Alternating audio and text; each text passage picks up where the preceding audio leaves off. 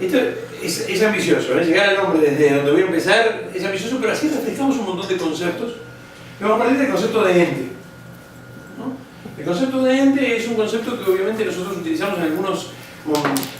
En el lenguaje cotidiano no se utiliza mucho, en el lenguaje comercial sí, un ente comercial, una empresa, etc., pero que nos suena extraño y sin embargo es lo que todos tenemos en común. Ente proviene del participio del verbo sum en latín, que es el verbo ser, ¿no?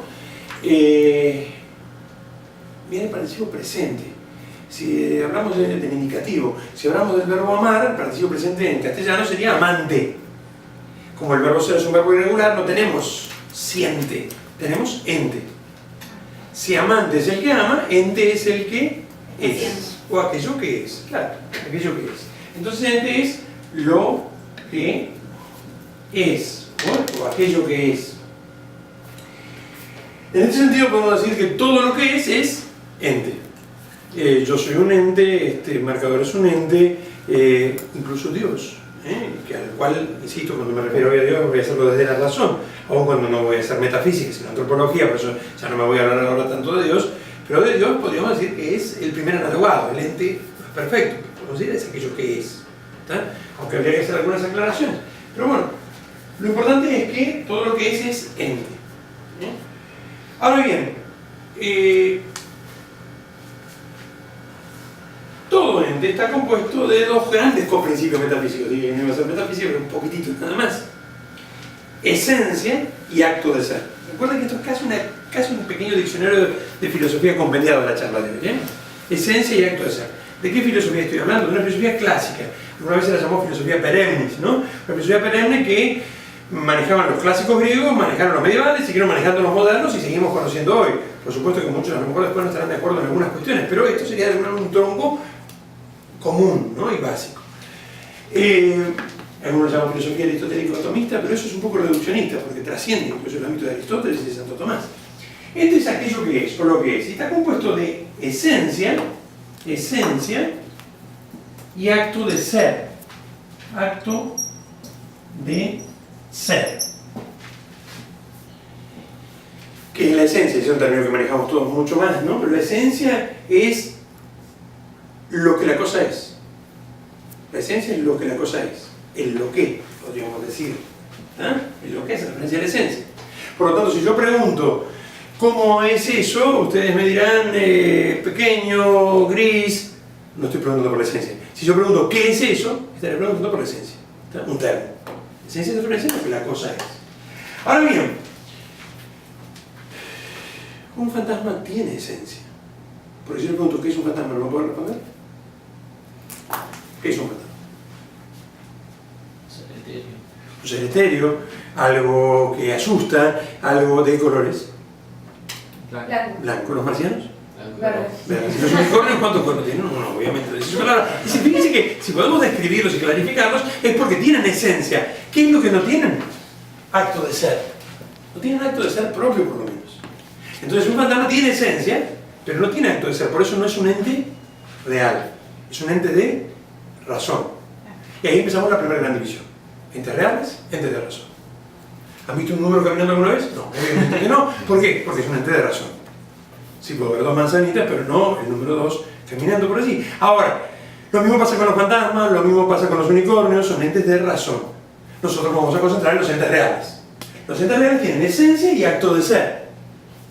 La unión, ¿qué es el acto de ser? ¿No? Porque la esencia es lo que la cosa es. Ahí es más sencillo, pero el acto de ser no es fácil de definir, porque todo lo que es, y definir es poner límites. Entonces el acto de ser es perfección. El acto de ser es como si fuera el contenido de la esencia o del ente. Me prometí a mí mismo que esto no lo iba a hacer, pero voy a hacerlo en 2 minutos. Imagínense, no por el tiempo, no porque no me guste hacerlo. Imagínense que estuviéramos aquí, no tenemos tiempo de probar ahora la existencia de Dios por medio de la razón. Santo Tomás se dedica a eso en la cuestión 2 de la Suma Teológica, primera parte, ¿no? Pero imagínense que ya hemos hecho el argumento de que Dios existe por medio de la razón, ¿sí? No estamos hoy hablando de fe. ¿Quién sería Dios para Santo Tomás? El ente más perfecto. Un ente en donde la esencia, ¿se acuerdan? La esencia era lo que la cosa es, ¿no? Y el acto de ser, su reflexión, su relleno, se identifican. Si yo digo que es él, ustedes me dicen que él es un hombre. Me respondieron por la esencia. Si digo que es un fantasma, se me dijeron un ser etéreo, etcétera, etcétera. Pero si digo ¿qué es Dios? La respuesta es el ser. Entonces, lo que es. Entonces, fíjense como que en Dios la pregunta por la esencia se responde por el ser. Dios es el que es. O es el acto puro de ser. ¿Sí? Lo podríamos decir. Ese subsistens en latín. Acto puro, se resuelve acto puro de ser. ¿Sí? Esto es lo que Santo Tomás llama Dios, ¿no? En la Suma Teológica. ¿Y de dónde viene? Viene de las vías que ya había planteado o había empezado a descubrir Aristóteles en la Antigüedad Clásica. No lo está sacando de la fe. Es decir, Dios es acto puro de ser. Es el puro acto de ser. ¿Y las esencias?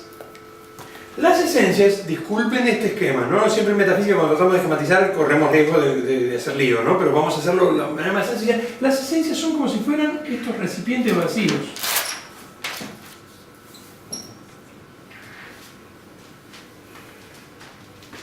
Vacíos. Como si fueran vasos de Coca-Cola vacíos, ¿no? Vasos de agua vacíos. El acto de ser es como el relleno, dije antes.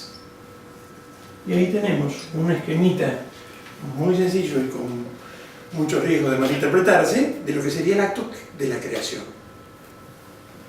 ¿Qué sería filosóficamente hablando de la creación? La participación que hace Dios ¿de quién?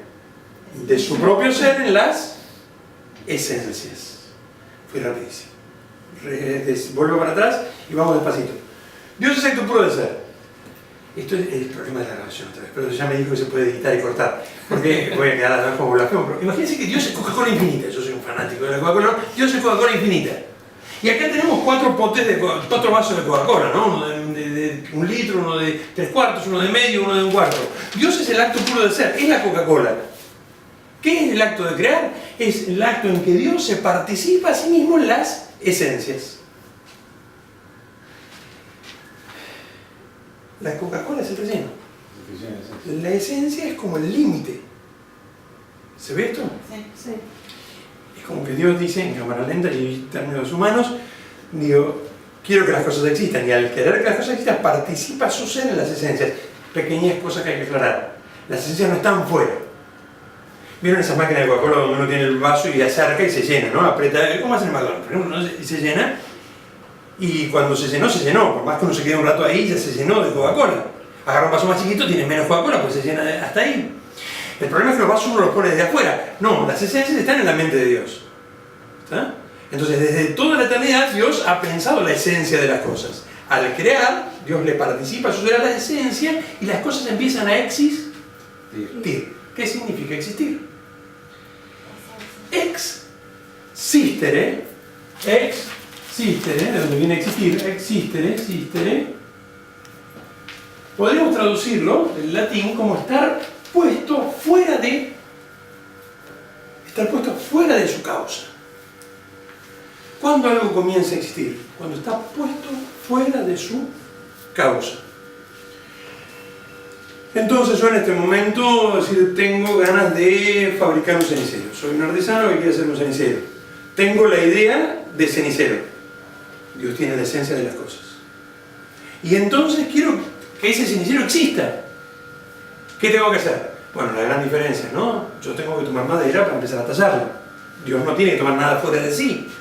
Pero de alguna manera se asimila al artesano ¿en qué? En que Dios tiene la esencia, yo tengo la idea del cenicero, lo que me gustaría hacer, trabajo la madera y ahora sí, dentro de un rato ustedes ven un cenicero que ya existe fuera de su causa. ¿Basta ahí?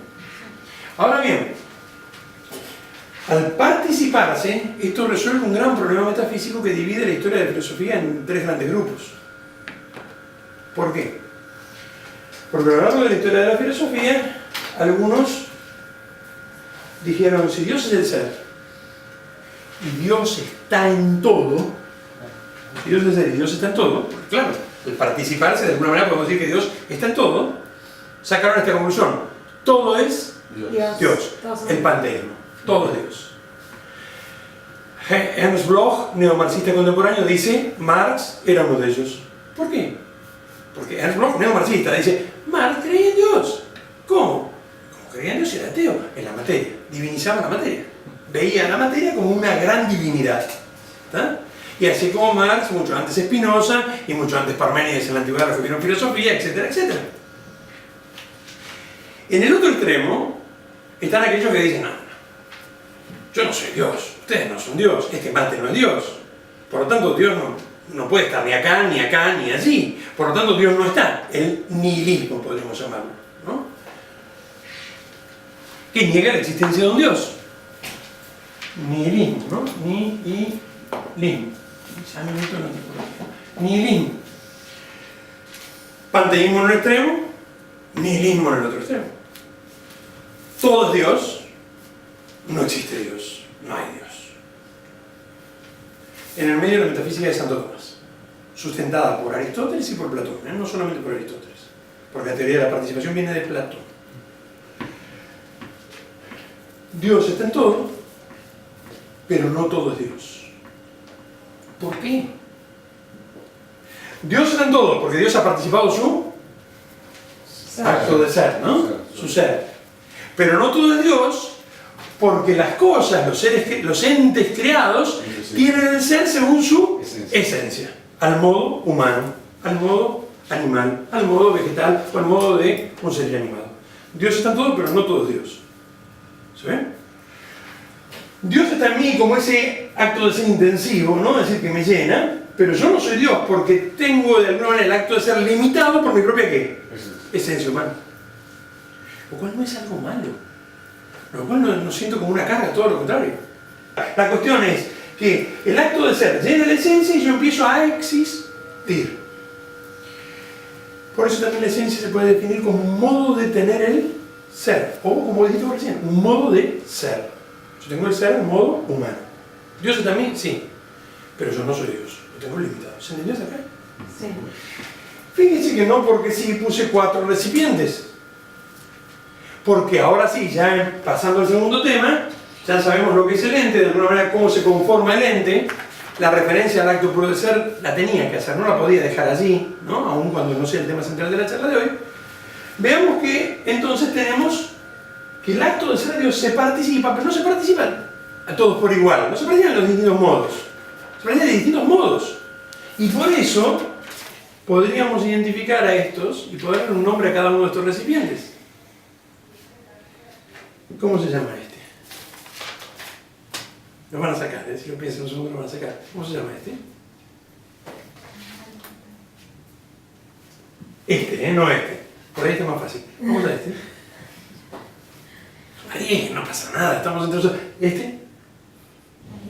Animal. ¿Este?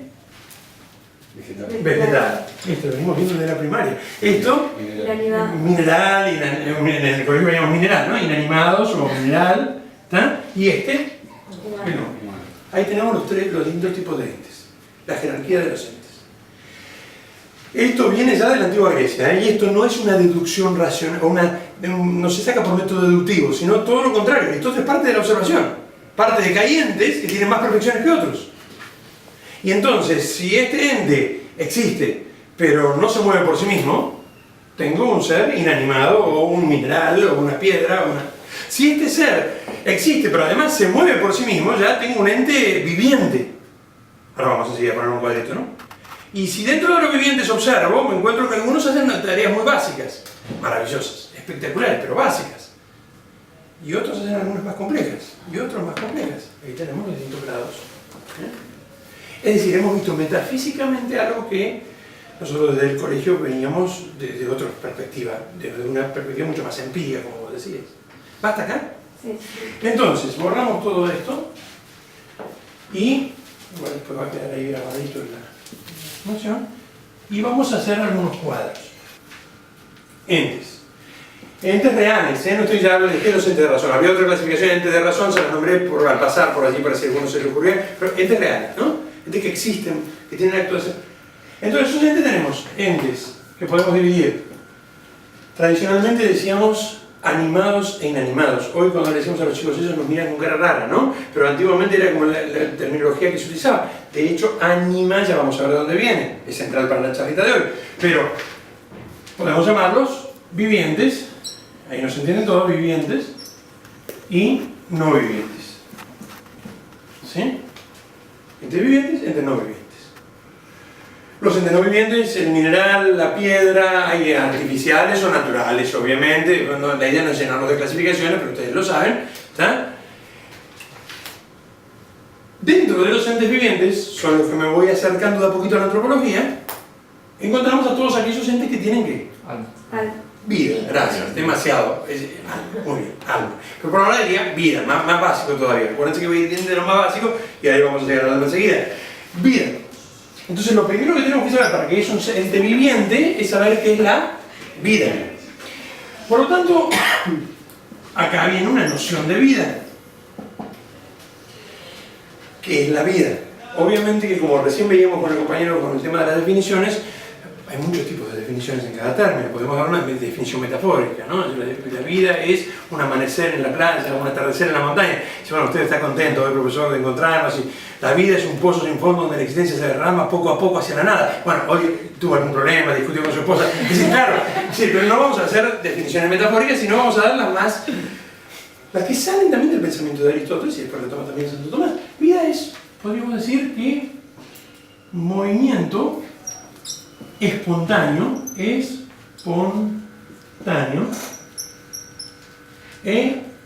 inmanente. Movimiento espontáneo e inmanente.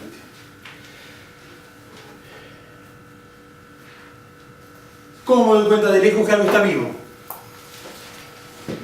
¿Cómo me doy cuenta de lejos que algo está vivo? Se mueve. Luego esto está vivo.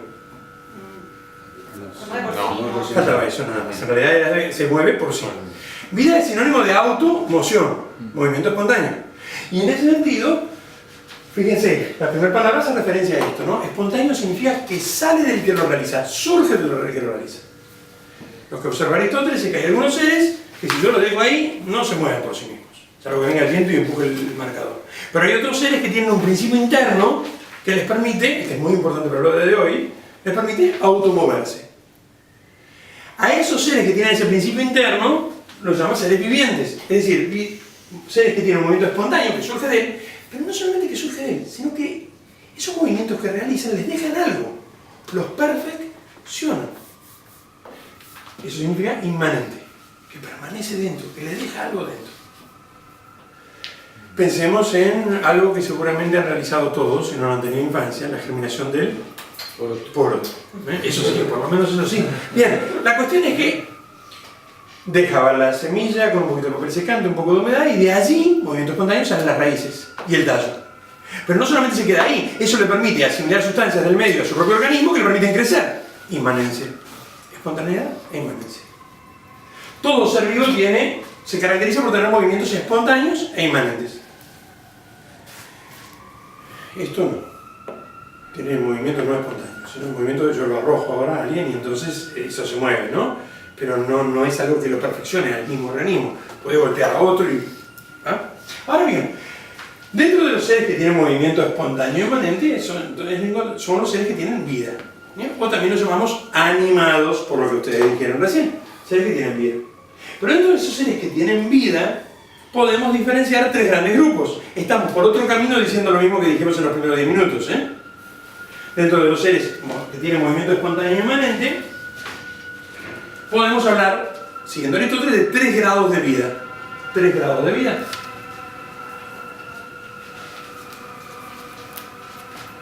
Ya sabemos que es un viviente, sabemos que tiene movimiento espontáneo e inmanente. También hay una palabra que es sinónimo de vida: automoción. Automoción. Movimiento espontáneo e inmanente también es automoción. Es un principio de automoción. Sigamos a eso, pero antes, estos seres entonces vivientes pueden dividirse en 3 grados. 3 grados de vida. 3 grados de vida.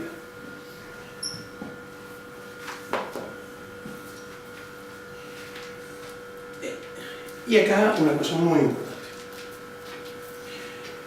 ¿Cómo yo sé qué es lo propio del grado de la vida vegetal si no soy un vegetal?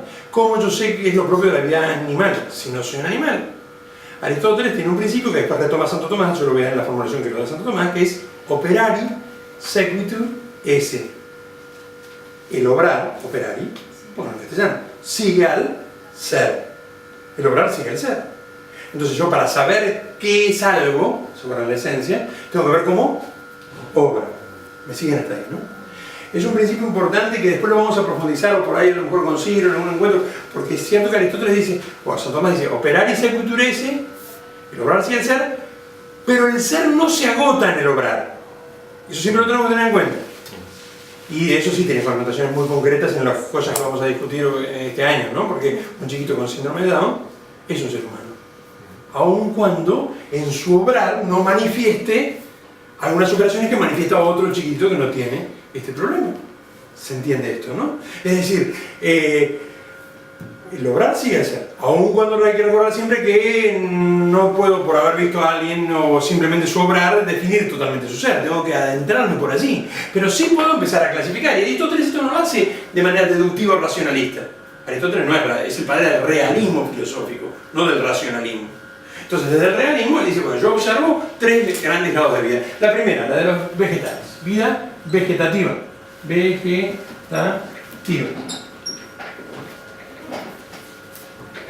Otra vez volvimos al poroto, ¿no? ¿Qué nos encontramos en la semilla de poroto? Que se nutre, nutrición. Y al nutrirse, eso le permite ¿qué? Crecer. Crecer. Crecimiento. Y el nutrirse y crecer le permite en determinado momento reproducirse. Reproducción. Reproducción. Nutrición, crecimiento y reproducción. ¿Qué es lo propio de la vida de los vegetales? Ojo que vegetativa no tienen acá analógicamente solo, pero no de manera directa con lo que es estado de vida vegetativa después de un accidente, ¿no? Es decir, los vegetales, la vida vegetativa, tienen nutrición, crecimiento y reproducción. Por supuesto que todos recordamos a lo mejor del colegio que el vegetal superior se asemeja mucho al animal inferior y que por lo tanto encontramos ciertas especies vegetales como las plantas carnívoras en donde no sabemos. Es tarea del biólogo, ya no del filósofo, establecer si esta especie en concreto pertenece al reino vegetal o al reino animal, ya no es nuestra preocupación. Sí podemos ahora definir desde lo esencial qué es lo que define a un vegetal: que tenga nutrición, que tenga crecimiento, que tenga reproducción o posibilidad de reproducción. Pero nos encontramos que hay otros seres también vivos que además de tener estas tres cosas tienen otras. Y por eso decimos que son más perfectos. Yo a veces hoy en día sobre todo me cuesta hablar a los chicos de la jerarquía de los vivientes.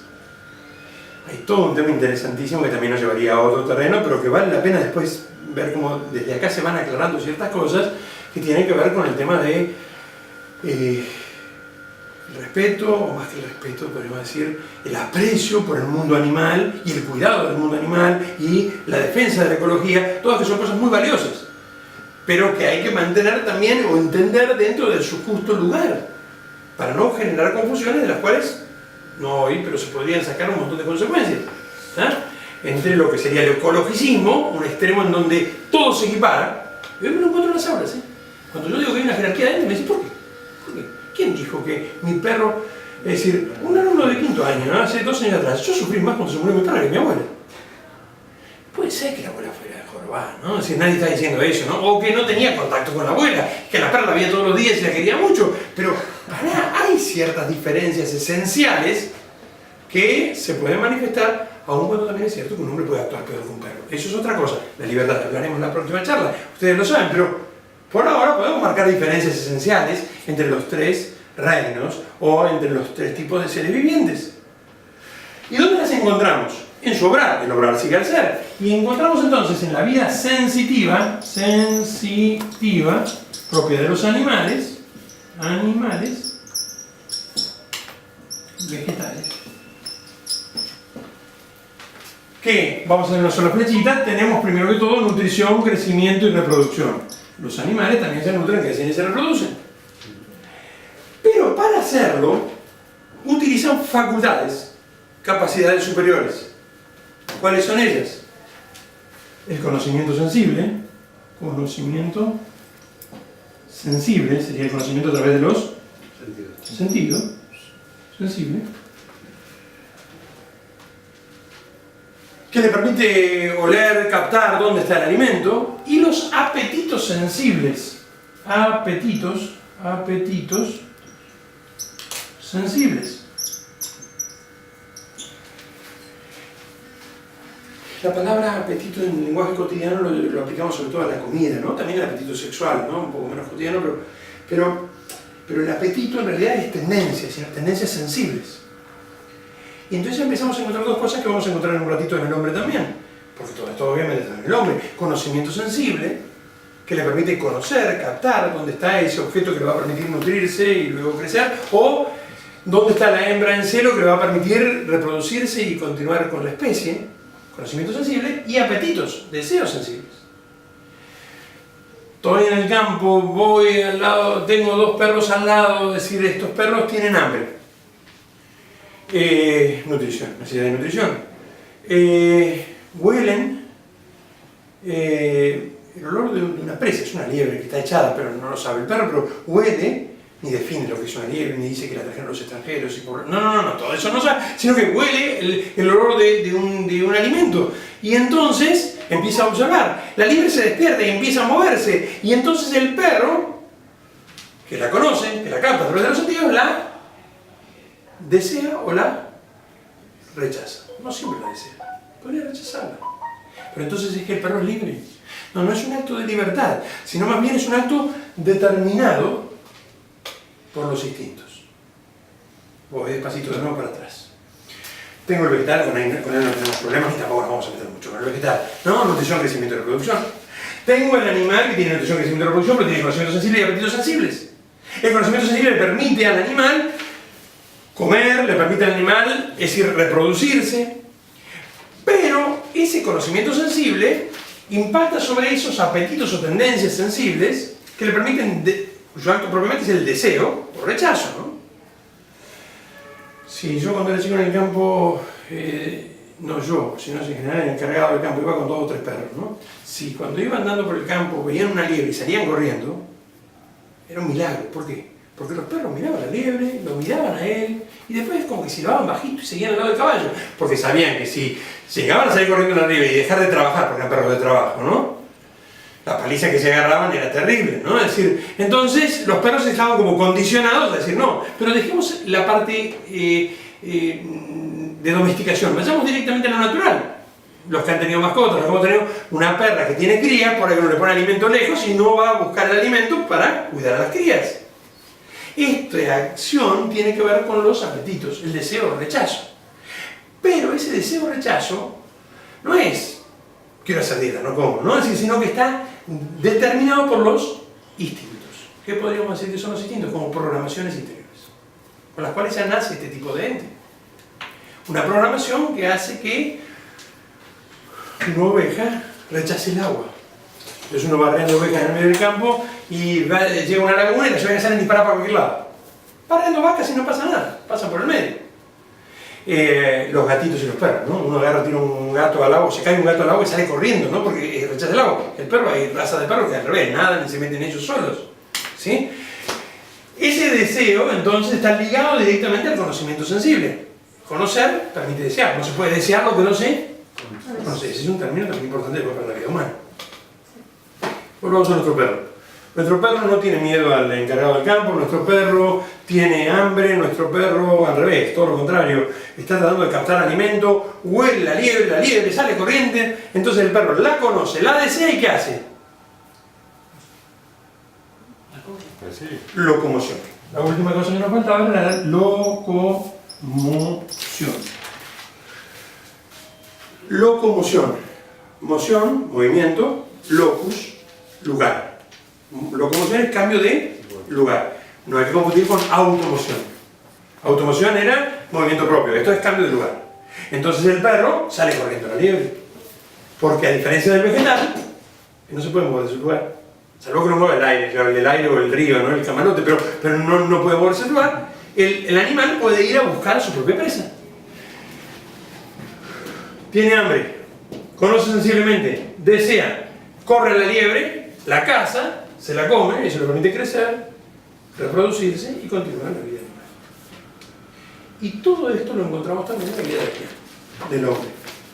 La antropología clásica que nosotros vamos a analizar, lo que estamos analizando hoy, nos muestra que en el hombre lo primero que tenemos que decir es que encontramos una animalidad, o decir que el hombre es un animal, porque tiene todo esto.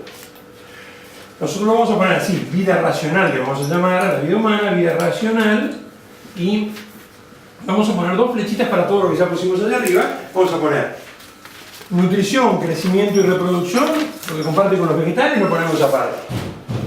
Conocimiento sensible, apetitos sensibles y locomoción lo ponemos en otra segunda flechita. Pero observamos que, a diferencia del animal, el hombre tiene dos facultades, dos capacidades, potencias superiores, que le permiten ir más allá. Más allá de nutrirse, crecer y reproducirse, más allá de incluso ese deseo o rechazo instintivo. Observamos comportamientos del hombre que incluso contradicen los instintos. Hace unos años atrás, no sé si recuerdan, a los Lemmings. Se armó un despiole bárbaro. En realidad fue un documental hace muchos años, como 20 años atrás, de la BBC, que por los Lemmings son pequeños roedores que viven en los fiordos de Noruega, que, como si fueran los hámster, pero un poquito más grandes. Se armó todo un tema, ¿no?, es decir, mediático, porque habían investigado y habían observado, según nos contaba el documental de la BBC, que en un determinado periodo del año, o cada 2 años, no recuerdo los detalles, un montón de estos lemmings se arrojaban de los fiordos de Noruega, caían al mar, nadaban un rato y se terminaban ahogando. ¿Por qué tanto lío? Porque si se podía observar y se podía probar que en una especie animal había ¿qué? Suicidio, encontrábamos una conducta contraria a los instintos. Y por lo tanto podíamos encontrar una conducta que podríamos llamar libre. Se quiso quitar la vida. Y si encontrábamos, ya entonces no era la libertad, y todo lo que vamos a decir ahora es exclusivo del hombre. Y por lo tanto el hombre no era más que un animal un poquito más evolucionado tal vez. Con lo cual el tema fue interesante y mandaron un montón de biólogos a investigar. ¿Qué nos contaba el mismo documental? Que estos biólogos pudieron observar que no. Que en realidad lo que sucedía era que los roedores se reproducen muy rápidamente y por lo tanto ese crecimiento de la población ponía en riesgo a toda la especie en ese sector. Parecía que como instintivamente tenían una programación interior que permitía que cada año, 2 años, no recuerdo exactamente, un conjunto de adultos, era como que enloquecían. Mira lo mismo que pasa con las hormigas antes de llover, ¿no? Salen corriendo para cada lado, ¿no? Y entonces se arrojaban, bajaba la población, subía el alimento y se mantenía el equilibrio ecológico. ¿Quién sabe de cuántos miles y miles de años esto pasaba? Conducta instintiva. Es interesante por el tema de la manipulación, ¿no?, de la información. Yo a veces les cuento a los chicos sobre todo esto, porque además está todo en YouTube, ¿no? Después de unos años la BBC hizo otro documental de cómo habían hecho el documental anterior. Todo lo que les acabo de decir era tal cual. Lo único, el pequeño detalle era que cuando fueron a filmar, no los biólogos a investigar, sino los filmadores, se encontraron que no era así como se les estoy contando yo, no era que de golpe un montón de leones se tiraban al agua y morían como ratas. No, no, no. Más bien lo que pasaba era que un día caía una rata. 5 días nada. Otro día caían 10 o 12. 10 días nada. Claro, los tipos venían a filmar. Y lo que uno veía en el documental, es impresionante, era un montón de ratas yendo hacia el mar, ¿no? Es decir, cayendo al mar. En el segundo documental nos mostraban que en realidad habían puesto una lámina de acero, es decir, en 45 grados, tapada de pasto, 2 tipos con fuego atrás, y tiraban de las bolsas a las ratitas y las arrojaban al mar, pobres. Era todo armado. Lo cual nos quita que también era una conducta instintiva, ¿no? Las pobres ratitas huían del fuego, ¿no? Y iban al mar. ¿Por qué me detuve tanto en esto? Porque quiero introducir lo que viene ahora, que uno dice, y en general es de sentido común, pero no, para las generaciones más pequeñas ya no es de sentido común. La diferencia entre la planta y el animal, es decir, más allá de las especies que están en el límite, en general son aceptadas o dejadas en un nivel teórico. La diferencia radical y esencial que hay entre el hombre y el animal hoy en día está puesta en duda.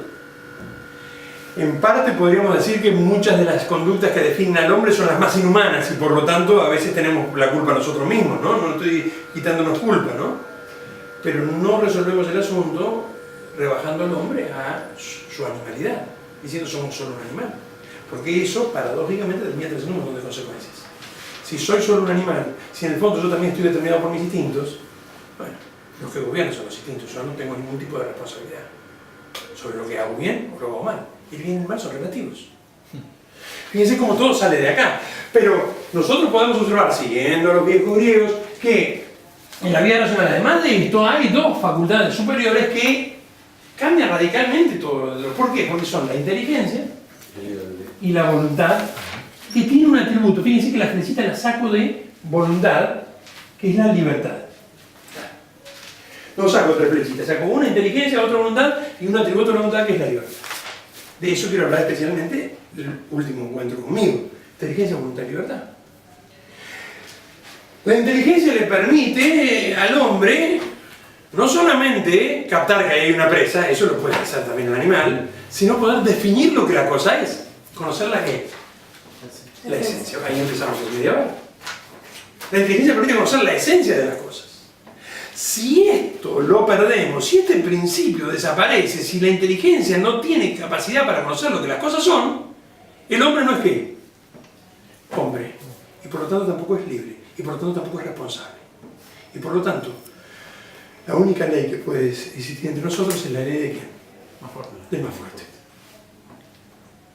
Tan sencillo como eso. No, no es tan sencillo. Pero fíjense cómo sale todo, ¿no? Todo está conectado con todo. Por eso cuando nosotros hablamos de autonomía, cuidado, ¿no? Pero enseguida vamos a hablar de eso. Por ahora todavía no. La inteligencia del hombre le permite llegar a la esencia de las cosas, pero hoy en día, cuando la verdad se ha relativizado a tal punto y el pensamiento se ha hecho débil y uno dice, no, el hombre no puede conocer nada, todo lo que conocemos es relativo, lo que no siempre estamos haciendo a propósito, a veces lo hacemos inconscientemente, es negando propiamente lo que define el hombre, que es ese ser un junco que piensa, decía Pascal, ¿no? Un junco, un ser que comparativamente con los animales y todo esto, ya tendría que haberse extinguido hace mucho tiempo, y sin embargo los gobierna. Si vamos a comparar la fuerza, ¿quién tiene más fuerza? ¿Un tigre, un oso o un hombre? Con un fusil. ¿Para bien o para mal? Si vamos a comparar a la vista, ¿quién tiene más vista? ¿Un águila o un hombre con un telescopio? Es decir, la inteligencia le permite sobrepasar todas las, incluso limitaciones físicas que pueda tener el hombre y ponerse por encima de los animales. Para bien o para mal, pero ponerse por encima. Esa inteligencia, con su poder de invectiva, con su poder de tradición, con su poder de llegar a la esencia de las cosas, va acompañada de una facultad superior, la voluntad. Si el acto propio de la inteligencia es el entender, el acto propio de la voluntad es el querer. Pero es un querer libre. ¿Hay instintos en el ser humano? Sí.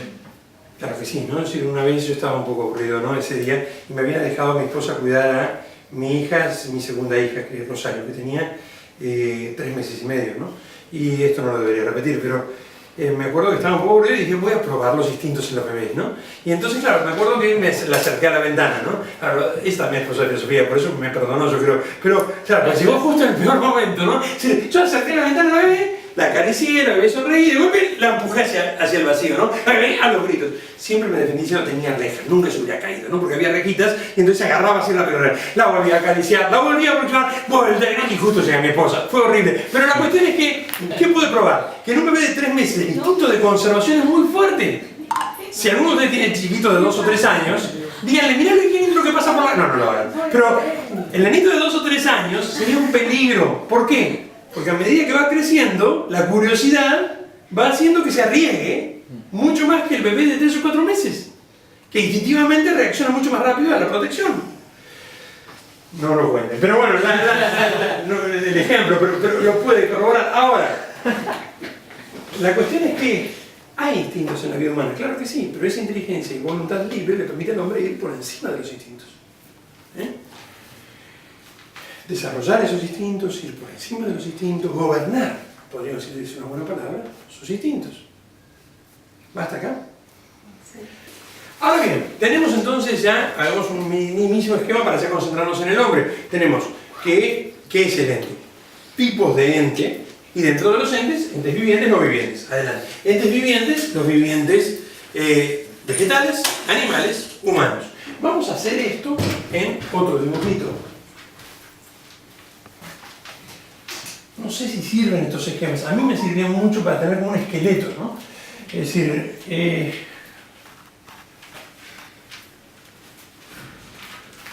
este esquemita proviene del pensamiento de Aristóteles, pero no es que Aristóteles hablará del esquema de los 4 polos, pero sirve para aplicar todo esto al ser humano. En realidad, esto es de puntos. Digo, por si ustedes lo van a hacer, no van a tener la posibilidad de hacer lo que estoy haciendo yo. Fíjense. En el esquema de los 4 polos, vamos a poner polo superior, polo inferior, polo cognoscitivo y polo apetitivo. ¿Bien? Polo superior, polo inferior. Polo cognoscitivo. En realidad no es abajo, sería acá, no me entra, pero sería acá. Y polo apetitivo. En este dibujito acá abajo voy a trazar una liñita. Vamos a ver por qué. Acá hay como una línea de puntos, hasta acá.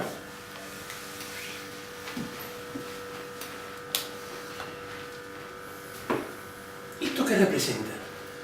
Lo que podríamos llamar la esencia del ser humano. ¿Qué es el ser humano? Lo que queremos resolver en el encuentro de hoy. ¿Qué es el ser humano para Aristóteles o qué es el ser humano para Santo Tomás?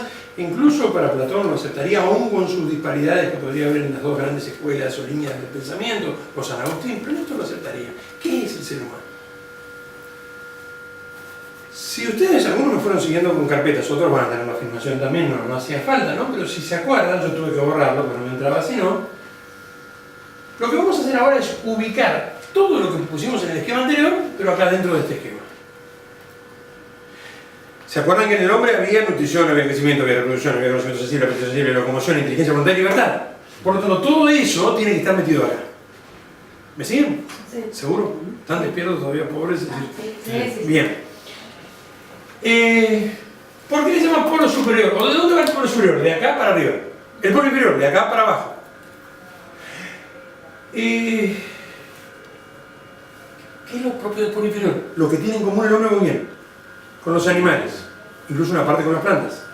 ¿A qué le llamará superior? A lo que lo pone como por encima de la tierra.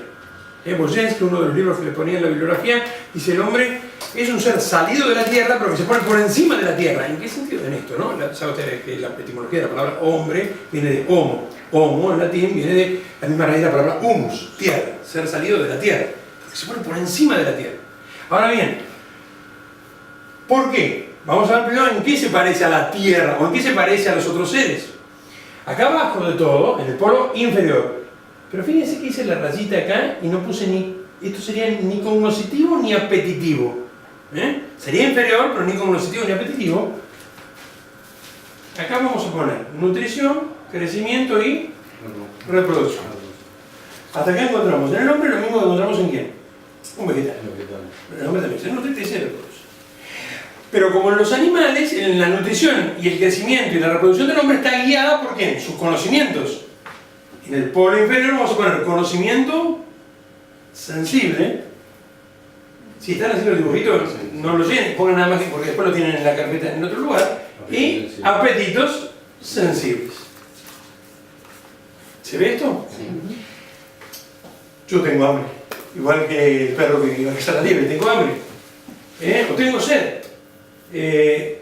Conozco que allí hay líquido, apetitos sensibles, lo deseo, y entonces ¿qué hago? Locomoción, acá saco una flequillita, locomoción, voy a buscarlo, ¿está? Para tomarlo. El comer y el beber me permite desarrollarme y crecer. Llega el momento de la reproducción, conozco, deseo, voy hacia la otra persona y me reproduzco. En ese sentido el hombre se parece ¿a quién? A un animal. Hay hombres que viven como si fueran animales, ¿no? Ven a alguien que le gusta, pánico puro, es decir, listo, es decir, eso para el animal no está mal. O ven algo que aunque no sea suyo, pero lo desean y se lo roban y se lo quedan. Pero en ese caso el hombre estaría actuando mal. ¿Pero por qué podemos hablar de bien y de mal? ¿En el animal podemos hablar de bien y de mal? No, ustedes saben perfectamente que no. Propiamente podemos hablar de que hay un buen perro, pero no estamos hablando del mal moral o del mal o del bien moral. Estamos hablando de algo físico, ¿no? Como yo puedo decir que tener una enfermedad es un mal físico. No, que soy una mala persona porque estoy enfermo. Entonces, hay distintos tipos de la palabra mal, también es análoga, ¿no? Es decir, en parte igual y en parte diferente. En parte, propia, hablando de ética, en el animal no hay bien y mal, en el hombre sí, pero ¿por qué? Ya veremos después, pero por ahora, hasta acá el hombre se parece a un ¿qué? Animal. Y ahí nos vamos acercando a la definición de hombre.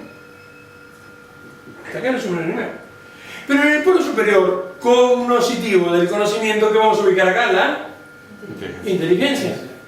Y en el polo superior apetitivo, la voluntad. Que si bien nunca lo dije hasta ahora, podemos llamarla apetito superior, tendencia superior. Acá hablamos de deseo, acá hablamos de querer. Pero no de cualquier querer. Dijimos que era un querer por elegir con el libre arbitrio, es decir, el libre albedrío, un querer libre. Y por tener inteligencia, voluntad y libertad, podemos decir que el hombre es un ser racional. Y ahí tenemos la mejor definición de hombre, la más precisa. Animal, racional. Una definición por género próximo, animal, diferencia específica, la racionalidad. Inteligencia, voluntad y libertad hacen que el hombre sea racional. Es un animal racional. ¿Hasta ahí? Sí. ¿Qué es lo que he hecho? Lo que he intentado hacer en menos de media o en 40 minutos es mostrar la esencia del hombre. De una manera, podríamos decir, estática. Por eso me gustó tu pregunta, pero no pude continuar mucho más cuando hablaste del desarrollo, del conocimiento y de la edad, porque en realidad el hombre no es un ser estático. El hombre es un ser que todo esto se va desarrollando, es decir, el hombre nace hombre, pero sin embargo, esos son potencias. ¿Él es en potencia o es en acto? Es en acto, si no, no sería hombre, pero tiene potencias que se van a desarrollar. Algunas tardan años, otras tardan 9 meses. Pero ya hay ser humano en acto, porque ya tengo las potencias en la propia esencia. Y esa esencia, hombre, esa naturaleza humana, es una esencia que nos hemos dado nosotros. No, nacimos hombres. Y estoy hablando de hombres en el sentido genérico, es seres humanos, nacimos seres humanos. Y por lo tanto, yo nací ser humano.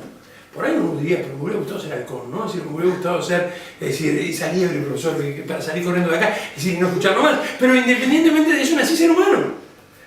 Esta concepción que tiene más de 2000 años largos, de la filosofía y del pensamiento racional, empezó a ponerse en juego, o empezó a ponerse, o a criticarse de una manera muy fuerte en la segunda parte del siglo XX.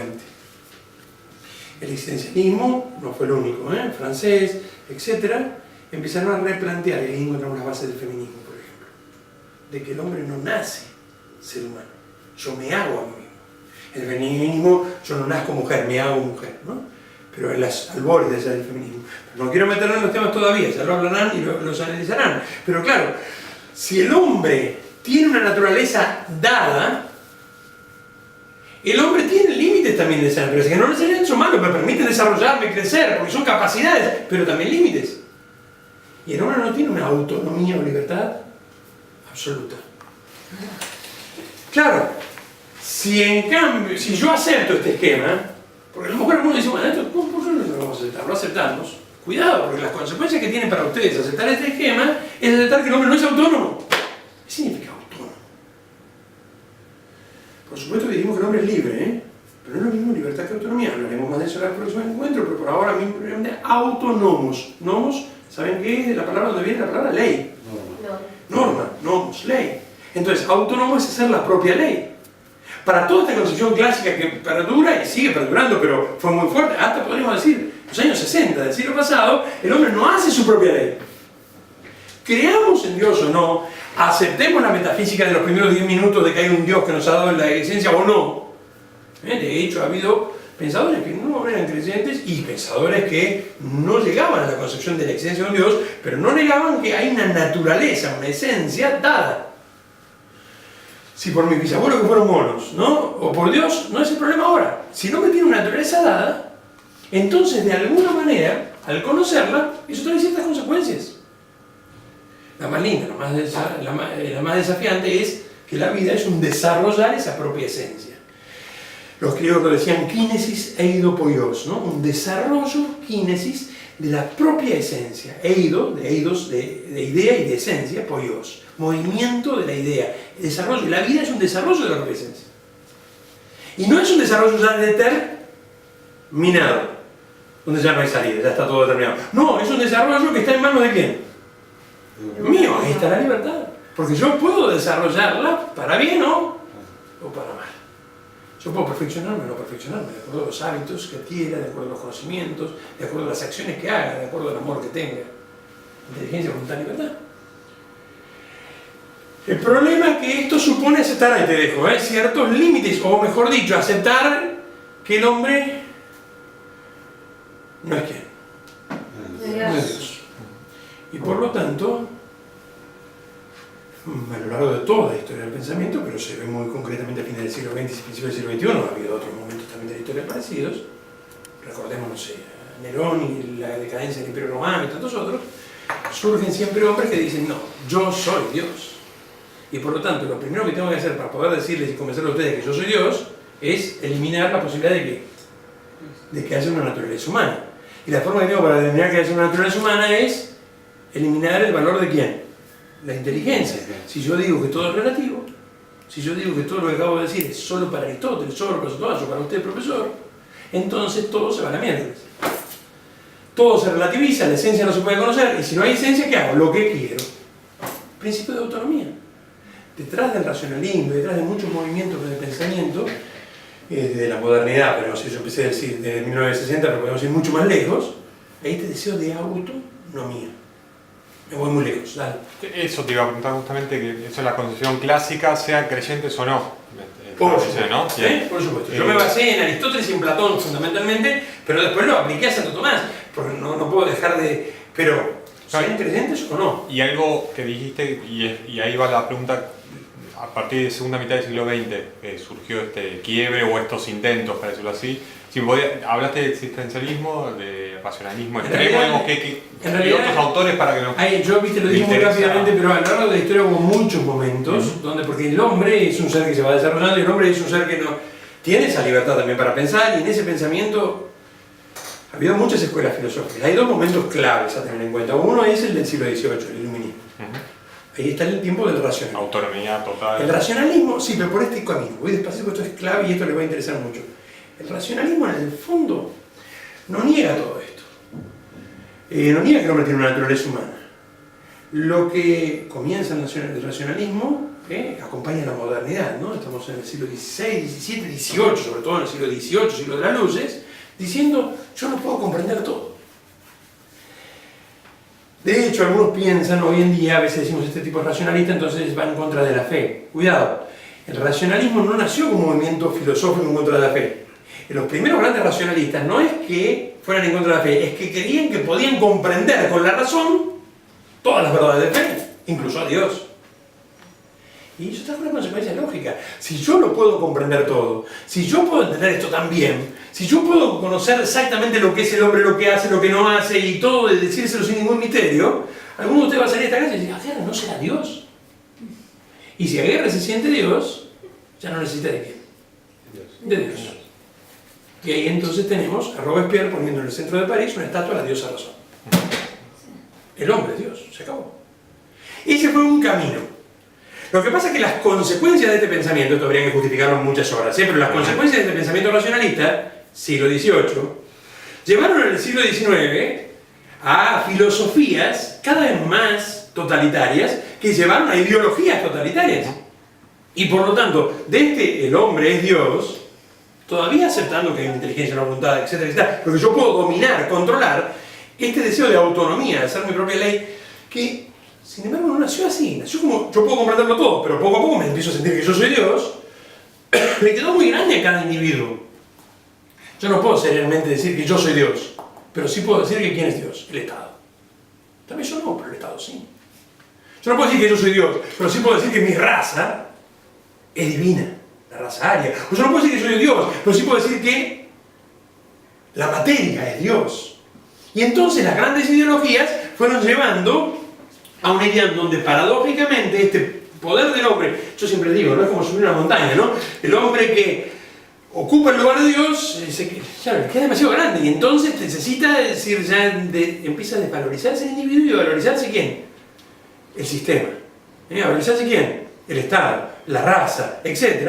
Aparecen las grandes ideologías totalitarias, fines del siglo XIX, principios del siglo XX, nazismo, es decir, fascismo, socialismo, es decir, el comunismo. Y entonces llega la reacción. En la segunda parte del siglo XX aparece el otro extremo. No, para. Esta charla terminó conduciendo a un hombre que cree que puede dominar toda la realidad. No podemos dominar nada, no podemos comprender nada, no se puede entender nada. Ahí estamos en el existencialismo. Piensen que Jean-Paul Sartre, que apareció en la clase pasada también, está influyendo en el Mayo francés, años 68, etcétera, etcétera. Y por lo tanto, la inteligencia es un pensamiento débil, no somos verdaderamente libres, todo es manipulación, y por lo tanto, como yo no puedo llegar a conocer nada, ¿qué hago? Lo que quiero. Caemos otra vez en la autonomía, por el otro extremo. Racionalismo, existencialismo. Vos me pedís un poco de autores existencialistas, bueno, Jean-Paul Sartre podría ser un ejemplo, ¿no? Autores racionalistas, hay muchos, ¿no? Sería demasiado achacarle esto a Descartes, pero uno, claro, es Immanuel Kant. Pensamiento de Kant, etcétera, etcétera, siglo XVIII. ¿Basta ahí? Última parte de la charla. Si tenemos que el hombre tiene una naturaleza humana. Inteligencia, voluntad y libertad, eso es lo que le llamamos racionalidad, y lo pone por encima del reino animal, y lo hace también responsable del reino animal, eso sin duda. Y de hecho el mal uso de los recursos naturales y mal uso del mundo animal puede terminar en la autodestrucción del propio. Todo esto lo sabemos y está bien reafirmarlo y más de una vez. Ahora bien, ya hablaremos de eso un poquito más y nos centremos en la inteligencia, la verdad, la voluntad y la libertad. Me voy un poquito más atrás otra vez. Y voy a intentar también hacer algo que es medio desafiante en un poquito tiempo, pero veo que ustedes me están siguiendo perfecto. Me paran si no se entiende, ¿no? Pues tampoco tiene sentido que yo termine y diga, bueno, bárbaro, no entendimos nada, pero estuvo interesante. No, es decir, nada, pero veo que me van siguiendo, pero me paran. Igual para la grabación para después escucharlo en cámara normal, no digo en cámara lenta, no en cámara normal porque voy a 1000. Vimos el concepto de ente, el concepto de vida, el concepto de grado de vida, el concepto de hombre, vimos un montón de conceptos más que aparecieron por ahí. Es casi un vocabulario filosófico entero de lo que se daba, esencia, acto del ser, etcétera, etcétera. Pero, volviendo a los entes, ¿se acuerdan que había entes animados e inanimados, o vivientes y no vivientes? Todos estos entes, salvo Dios, dejémoslo de lado a Dios ahora, los entes, incluso más, para ser más claro, los entes corpóreos, dice Aristóteles, aquí viene el gran desafío, explicar la doctrina morfética en 15 minutos. Los entes corpóreos están compuestos de dos coprincipios, materia y forma. ¿Se acuerdan alguno de eso? Sí. Dos coprincipios, materia y forma. Esto es clave. Esto es clave por las consecuencias que tiene para un montón de cuestiones del lenguaje cotidiano para nosotros. Por eso lo tengo que sí o sí nombrar.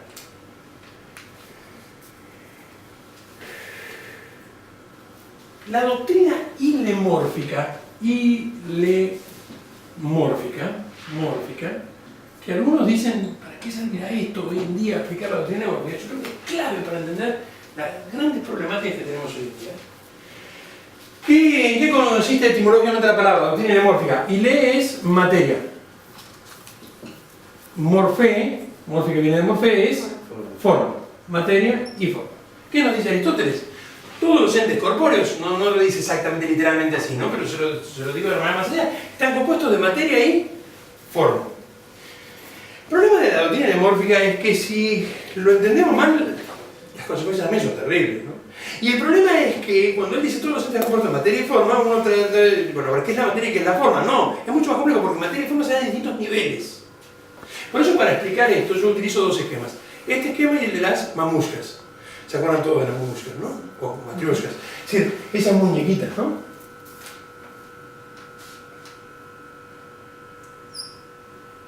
No me sale muy bien, pero se entiende más o menos qué son. ¿Se acuerdan de esa muñequita que uno la abre y otra adentro la abre y otra adentro? Todos los entes compuestos están compuestos de materia y forma. Acá voy a poner forma, pero voy a dejar un lugar para poner otra letrita. Acá voy a poner materia. Uno diría, es muy fácil, ¿qué es la materia, qué es la forma? No, porque si yo lo analizo a él, me doy cuenta que está compuesto de materia y forma, pero si lo abriera con la inteligencia, intus legere, de ahí viene inteligencia, leer dentro, vería que adentro de él hay también ¿qué? Materia y forma. Distintos niveles de composición. Y esta chiquitita, no, ahora no la nombramos. Después si quieren la nombramos, pero por ahora nos quedamos con estas dos. ¿Me siguen? Sí. Todos los entes, dice, están compuestos de materia y forma. Que son dos coprincipios, materia y forma son dos coprincipios que no existen por separado para Aristóteles. Que no existen por separado, es importante. que no existen por separado. Materia y forma.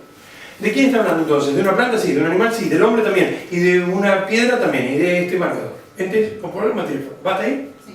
Ahora bien, vamos a tratar de traducir esto a este dibujito.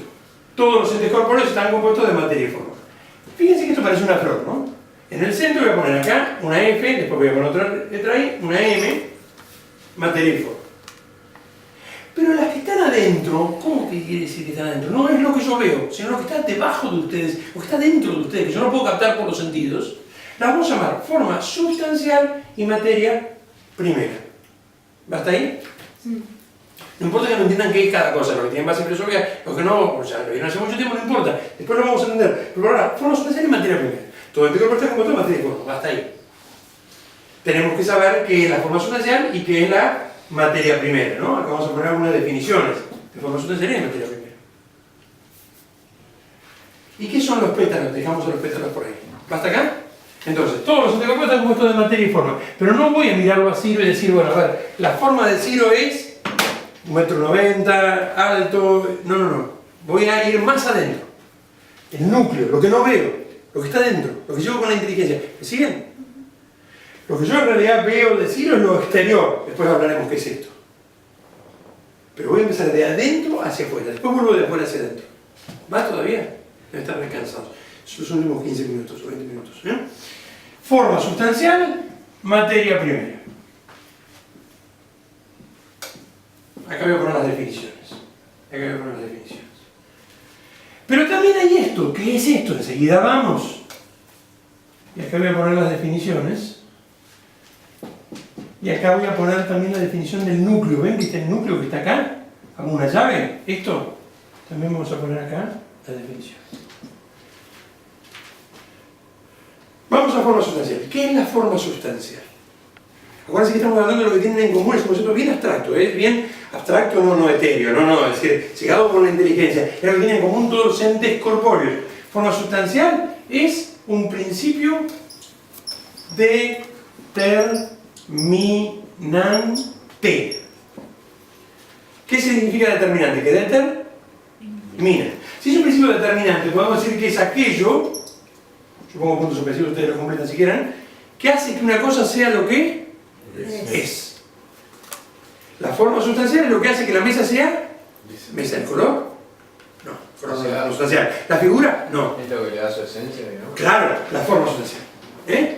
Determinante, aquello que hace que una cosa sea lo que es. Entonces, si es lo que hace que yo sea un hombre ahora, ¿será acto o será potencia? Acto, no es que yo pueda ser hombre, sino que sea hombre ahora, es acto. Vamos a la materia primera.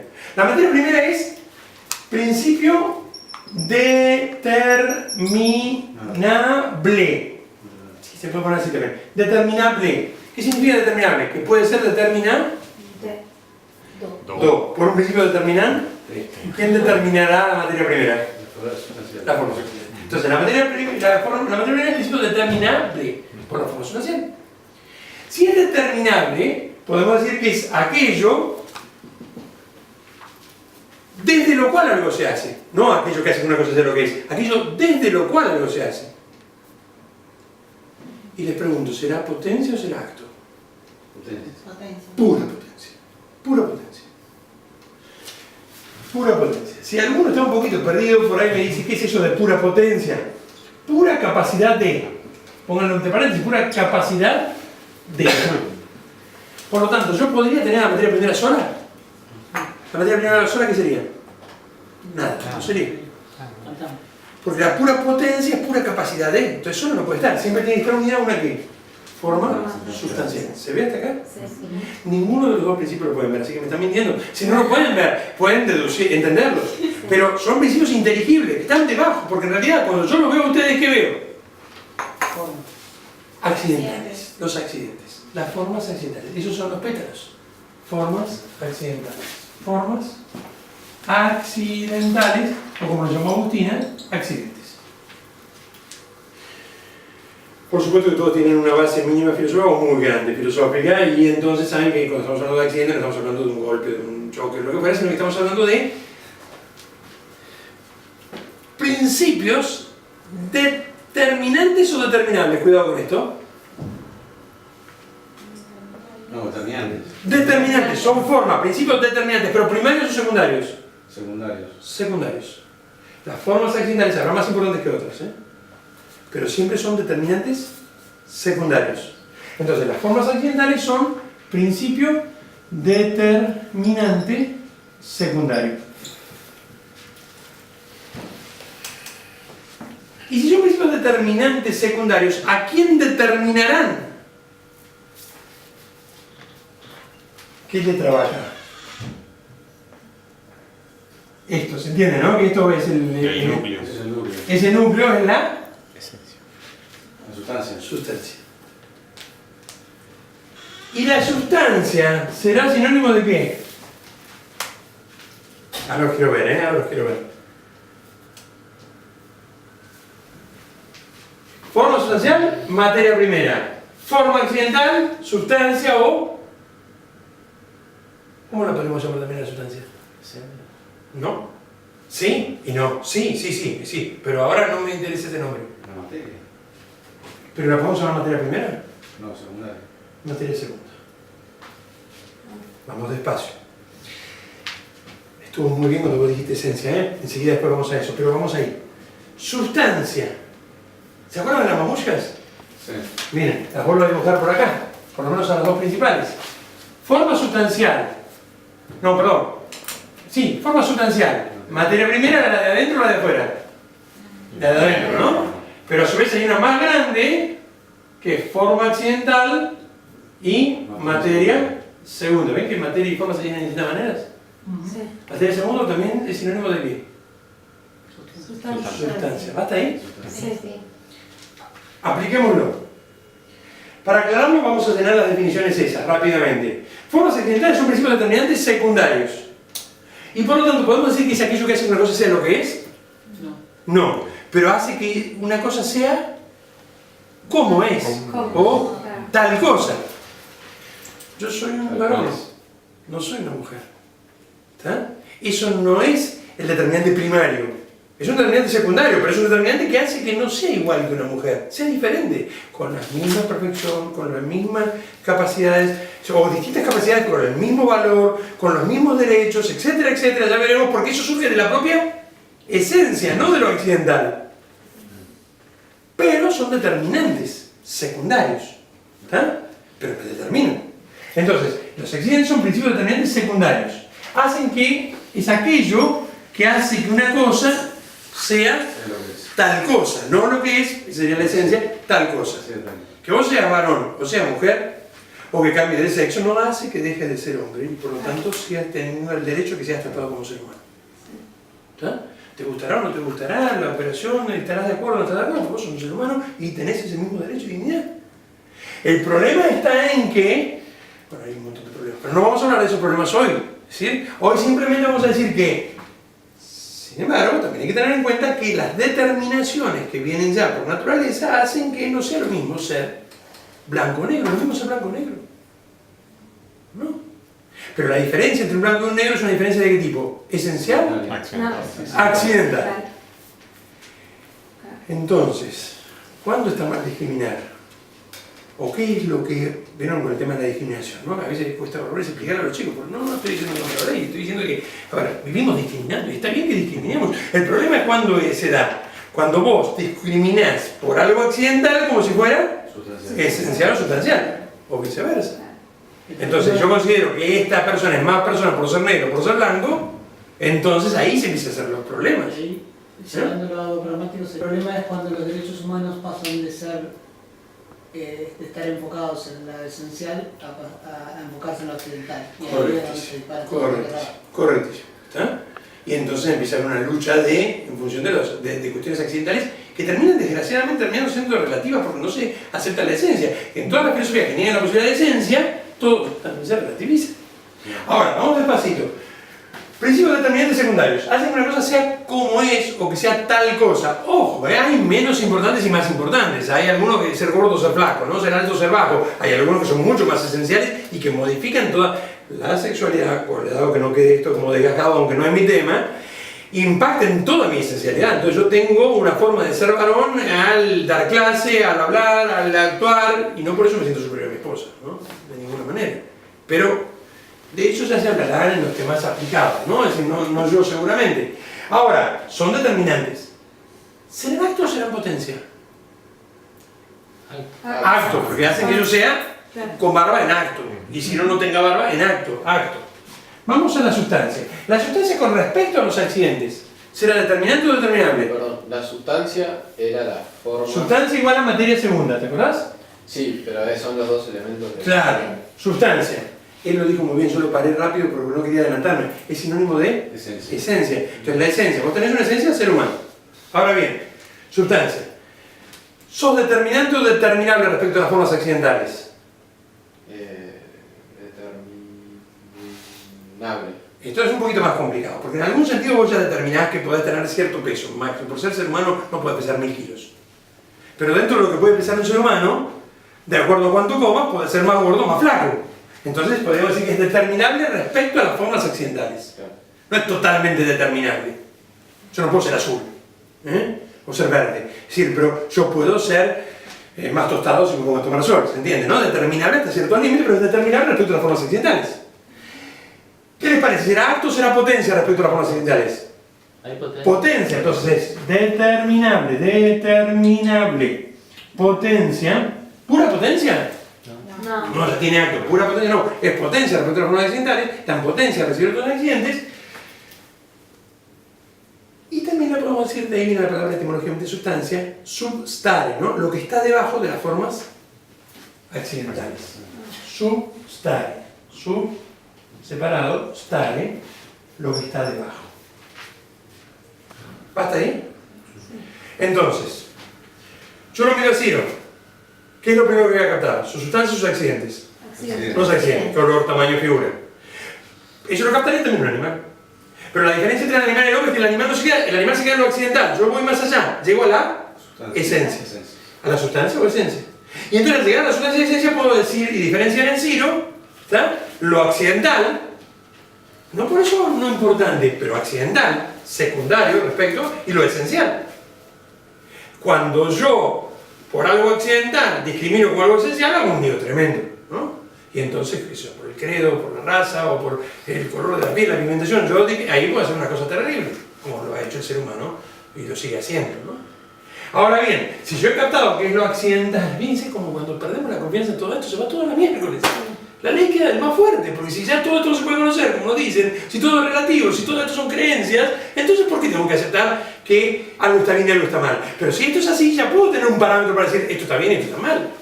¿Tá? Tratarlo a Ciro de una manera u de otra manera, por algo accidental estará mal. ¿Se entiende esto? ¿No? Sí. Vos lo que estás diciendo, a ver si interpreto bien, es como que estamos hoy por hoy como muy anclados en lo accidental, porque también hay una postura, una teoría respecto a que lo esencial, etcétera, no existe, no se puede conocer por el motivo que sea, entonces nos quedamos en lo occidental. Diríamos, hay una barrera, diría el doctor Emilio Kumar, que es mi maestro, ¿no? Nominalista, ¿no? El nominalismo niega la posibilidad de conocimiento de la esencia de las cosas, todos son nombres, palabras. Y esa barrera nominalista hace que como no confiamos en llegar a la esencia de las cosas, como que el ser humano a veces pivotea, ¿no? De una razón que creía que era un dios a una razón que ya desconfía totalmente de sí misma. Entonces, detrás de esa barrera nominalista nos quedamos solamente en ¿qué? Lo accidental. Legislamos solo por lo accidental. Discutimos solo de lo accidental. Y nunca tenemos algo para aferrarnos. Y entonces le damos un peso a las cosas accidentales que no deberían tenerlo y terminamos yendo en contra de nosotros mismos, aún sin quererlo. Si no hay un fundamento, no hay una esencia que se puede conocer, tampoco hay un bien humano. Podríamos ir mucho más lejos y decir como Dostoyevsky, y si no hay un creador de estas esencias, todo estaría permitido. Dostoyevsky decía, si Dios no existe, todo está permitido. Bueno, hoy Sartre que le responde, todo está permitido. ¿Está? No hay un Dios, no hay esencia, yo me hago a mí mismo lo que quiero y por lo tanto yo puedo ser un dragón. Y aparecen los dragones, ¿no? Yo puedo ser un dragón, es decir, yo puedo ser una nube, o yo puedo ser un animalito, o yo puedo ser lo que quiero, porque como no hay todo esto. Ahora bien, claro, ahora vamos a volver a sintetizar esto en un renglón y pasar al último pedacito de los últimos 10 minutos, 5 minutos. Vamos a sintetizar todo esto en un renglón a ver si me ayuda. Entonces, para sintetizar todo esto, no es una fórmula. En filosofía no hay fórmulas y tampoco quiero recurrir a la matemática, a la cual yo le tengo error, pero ayúdenme. Fs más M1 es igual a qué? Esencia. A S. ¿Es igual a qué? A S. ¿Es igual a qué? M2. Todo esto más qué? Más. FA. FA es igual a qué? EC. ¿Qué era ese? Ente corpóreo. Ahí tienen todas las charlitas sintetizadas en un renglón, ¿no? Un ente corpóreo es esto. ¿100? Sí. Ojo que esto es una simplificación, se puede hacer una simplificación, ¿no? Es decir, porque todos son igualdades, ¿no? Es decir, es lo mismo que decir que sustancia más accidente igual a ente corpóreo, ¿no? Esto lo conocemos todo. ¿Va? ¿Basta ahí? Sí. Último pedacito. Y entonces, que ya introduce la próxima charla y terminamos. Ya tenemos lo que es un ente corpóreo y cómo está compuesto. Pero los entes vivientes... Porque habíamos visto que había entes corpóreos no vivientes y entes vivientes, y dentro de los entes vivientes estaba el hombre, y eso es lo que nos interesa justamente. ¿Qué era antropología? La palabra antropología significa estudio del hombre. Sin embargo, Aristóteles nunca habló de antropología, habló de psicología. La palabra psicología hoy no la utilizamos para no confundirlo, como vos decías, también entre la ciencia moderna y la ciencia clásica. Pero la palabra psicología viene de estudio, logos, de la psiquis, psique. Y la palabra psique, vieron que hasta es un soplo, ¿no? Se puede traducir por soplo, viento, psique, es en latín, psique, lo podemos escribir así o con J, psique, es ánima. Ahí vienen seres animados e inanimados. Y la palabra ánima en castellano es alma. Para terminar tenemos que ver qué es entonces el alma. ¿Basta ahí? Sí. ¿Qué es la antropología? El estudio del alma, diría Aristóteles. Por eso Santo Tomás, cuando habla de antropología, habla en un libro llamado el De Anima, acerca del alma. ¿Pero qué es el alma? Último pedacito, ¿vamos hasta ahí? Sí. Entonces, ¿qué es el alma?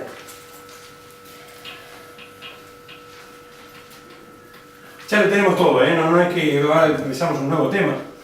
En realidad ya lo tenemos todo. El alma...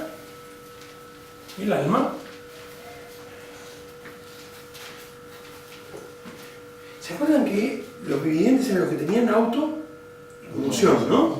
Entonces el alma será el principio de automoción. ¿O el principio de qué? De vida. De vida. ¿Qué es el alma? El principio de vida. Alma, dirá Aristóteles, es el principio de vida. Y si es el principio de vida, es lo que hace que el viviente sea viviente, ¿no? Es aquello que hace que el viviente sea viviente. Y si es aquello que hace que el viviente sea viviente, ¿será qué? ¿Materia o forma? Forma, por hace 2 horas, ya estamos 2 horas, pero es forma. ¿Se acuerdan que forma era lo que hacía que una cosa sea lo que es? Entonces el alma, podemos decir que es la que de los vivientes. La forma sustancial de los vivientes. Alma es la forma sustancial de los vivientes. Cuidado con esto. No quiero ya exagerar con la definición. Aristóteles da varias definiciones de alma, ¿no? Acto primero de un cuerpo natural organizado que tiene la vida en potencia. Esa la vamos a ver muy rápidamente, pero la forma sustancial de los vivientes, ¿lo van acoplando lo otro? Es decir, hay unos seres, los vivientes, que tienen una forma sustancial que podemos llamar alma. Esto lo sacamos de la religión, ¿no? El concepto de alma no viene ni siquiera de la Biblia, se lo hemos tomado nosotros prestado a los griegos para entender mejor la revelación. El concepto de alma viene de los griegos. El concepto de alma es un concepto totalmente racional que surge de que hay seres que se mueven por sí mismos y seres que no. Y por lo tanto, ¿cuántos tipos de alma tendremos? 3 tipos de alma. Alma vegetativa, alma sensitiva, alma racional, con distintas propiedades y características, obviamente.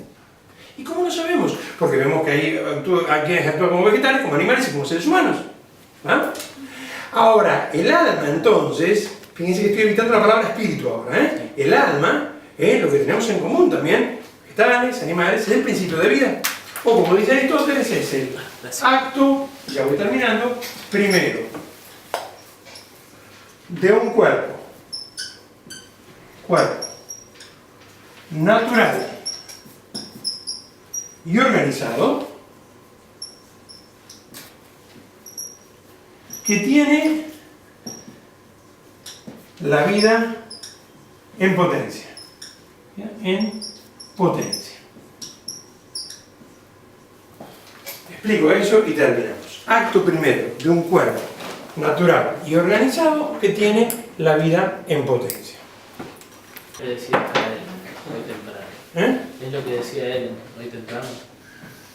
Él. Sí. Sí, ¿Es eso? sí. Crecemos, Porque llegando hasta... Aristóteles, de hecho, dice, siguiendo él, dice, alma es aquello por lo cual sentimos, entendemos, nos movemos, cambiamos de lugar, va contando esas cosas, porque el alma es acto.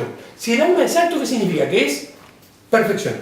Anótense si quieren, lo que están anotando, anoten como una palabrita, no un palabra por palabra, demasiado escolar, ¿no? Pero bien, acto, perfección. ¿Ah? Yo a veces incluso hasta le pongo un número, ¿no? A cada parte. Digo, 1, 2, 3 a la palabra de cuerpo, 4 a la palabra natural, 5 a la palabra organizado y 6 a todo lo demás. ¿Está? 6 a todo lo demás, no quedó muy prolijo, pero el alma es acto, es perfección. ¿Qué es un cuerpo? Vamos al punto 3. Un todo material. Un todo material. ¿Esto es un cuerpo? Sí, sí, pero es un cuerpo, yo también soy un cuerpo. Sí, no, pero el cuerpo, está, dice Aristóteles, para que no pongamos que las viromes tienen alma, tiene que ser natural. Vamos al punto 4. Entonces, de un cuerpo, un todo material, natural, para diferenciarlo de lo artificial. Profesor, lo agarré. Esto no tiene alma, pero una piedra es un cuerpo natural. Sí, la piedra es un cuerpo natural, pero tampoco tiene alma en las piedras. ¿Por qué? Porque en el fondo, es decir, tiene que ser organizado, dice Aristóteles. Vamos al punto 5. Tiene que estar compuesto por órganos. Acto, forma. Primero, sustancial. De un cuerpo, todo material, natural, para diferenciar lo artificial, organizado, compuesto por órganos. Fíjense que hasta ahora solamente entramos en los cuerpos de los vivientes. Que tiene la vida en potencia, el punto 6. ¿Qué significaría esto? Que tiene la capacidad de ¿qué? Vivir. De cambiar. De vivir. Autoemoción, sí tenemos bien, de cambiar, de crecer, de desarrollarse. Que tiene la capacidad de vivir. Tiene la capacidad de la vida en potencia. Pregunta obvia, pero que la hacemos. ¿Qué necesita un cuerpo entonces para estar vivo? Alma. Y ahora sí volvemos a la clase anterior, o la charla anterior. ¿Cómo sería la definición de muerte filosóficamente hablando? ¿Cuándo se produciría la muerte? ¿Cuándo se da la qué? Repito, le pregunté y él me contestó. ¿Qué necesita un cuerpo para estar vivo? Tener alma. ¿Cuándo un cuerpo está muerto? Cuando ya no está unida aún la separación del cuerpo y el alma. Eso sería la muerte. Separación del cuerpo y alma. ¿Se ve esto? Sí.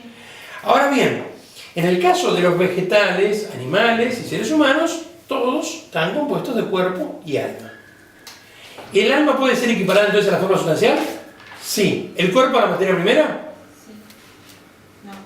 Porque sería pura potencia.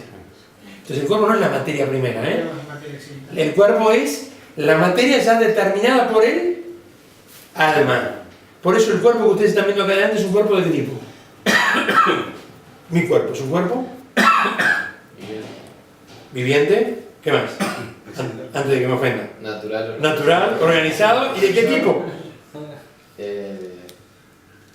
Humano. Dicho de otra manera. ¿Por qué tengo un cuerpo humano? Porque tengo un alma humana. ¿Se ve esto? Sí. Entonces, ya para ir terminando, ¿no? Sí, dejamos lo más importante para la última, ¿no? Pero no para hoy. Tenemos entonces que hay distintos tipos de entes. Tenemos dentro de los tipos de entes vivientes y no vivientes. Antes de la división de entes de razón, entes reales, dentro de entes reales, vivientes, no vivientes. Dentro de los entes vivientes, vegetales, animales y racionales. Ahora bien, todos estos seres vivientes también los podemos llamar animados, porque tienen alma. ¿Qué es el alma? ¿De dónde sale este concepto de alma? Ahora sigue al ser, de un principio de automoción. Ahora, no podemos decir que yo tengo la misma alma que un alma de un animal o de un vegetal. ¿Por qué? Porque no obro como un animal y como un vegetal. Por lo tanto, tiene que haber un alma vegetativa, un alma sensitiva y un alma racional. Ahora bien, el ser vivo está compuesto de cuerpo y alma. El hombre es un ser vivo, está compuesto de cuerpo y alma. El pequeño y gran problema es que, por tener inteligencia, voluntad y libertad, a diferencia del vegetal y del animal, cuando el hombre muere, Sí, pero en la charla pasada ya quedó claro que el hombre muere, cuando el hombre muere, el alma no. Y eso hay que probar. No hoy, ¿no? Eso ya charlaremos en la próxima vez. Pero en el caso de nos encontramos con un principio, una forma sustancial que subsiste, que puede seguir existiendo. Solo en el hombre. Pero eso no puede quedar de fe, solo en el hombre. ¿Cómo? ¿Por qué no puede ser en un animal y en un vegetal? Porque observamos que en el animal y en el vegetal no hay comportamientos de tipo totalmente inmaterial. Inmaterial. Concepto nuevo, que no estamos muy cansados, yo también, pero para sacar ahora, pero que no encontramos en el vegetal y en el animal. En el caso del hombre, sí. Porque el deseo está atado a la materialidad. El deseo sensible, sí. Pero el amor espiritual, No. no. El amor que uno puede tener a la humanidad, o el amor que hace que ustedes tengan a la patria, para estar acá trabajando y haciendo y tratando de hacer las cosas bien, es algo que no es material. Bueno, esas conductas de carácter inmaterial son las que vamos a nombrar también a través de la inteligencia, voluntad y libertad, que nos muestran que el hombre es un ser que trasciende, que tiene algo que cuando muere, trasciende. Y no es un algo, un etéreo y una energía cósmica, es el principio de ¿qué? De vida.